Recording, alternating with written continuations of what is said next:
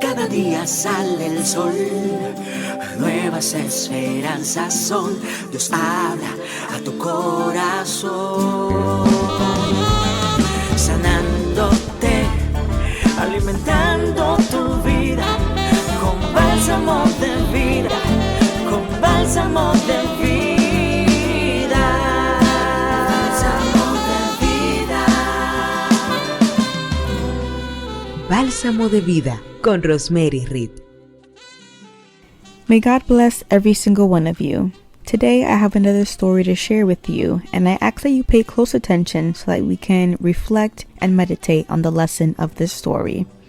This reflection is titled, The Blind and the Paralytic. There was a small village in the middle of the woods at the foot of a mountain. There lived a man paralyzed in his feet, who moved by crawling on the ground. In front of his hut lived a blind and stubborn man. These two had fallen out for some unknown reason and found an excuse to argue every day. On more than one occasion they wished death on each other. One day there was a fire in the forest, and the fire began to devour the huts of that village. People fled the scene, but no one helped the blind or the paralyzed man. Those men were screaming for help. The blind man walked around in his yard trying to escape, but he couldn't discern the path he should take. The paralyzed man, on the other hand, saw that there was still a space in the middle of the forest where he could flee, but it was rough and he knew he would not be able to crawl it himself. It didn't take them long to realize that the only way to save themselves was by joining forces.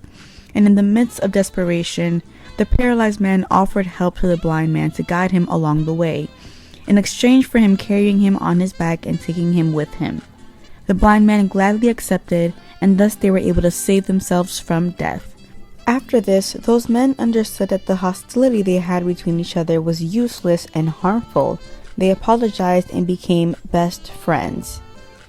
Romans 12:16 commands us to live in harmony with one another. Do not be proud, but be willing to associate with people of low position. Do not be conceited. As Christians, we must try to be at peace with everyone. First, with our family.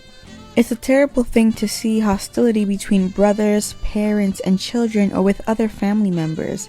Sometimes fights and divisions arise between the brothers of the church themselves, but the Lord calls us and tells us that we must be united. Seek peace with your neighbors, friends, and other people.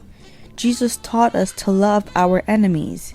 We are all children of a heavenly Father and members of a great family. It's important that we respect, help, and love one another, just as the Bible teaches us. Do you want to go to heaven? If we do, we must learn to love one another. This is your sister Vanessa Ortiz, and may God bless you. Gracias por estar ahí, escuchando Bálsamo de Vida. Si estas palabras han edificado tu vida, escríbenos a balsamodevidareflexiones@gmail.com y síguenos en nuestras redes sociales. Reflexiones Bálsamo de Vida. Que su gracia te cubra en este día.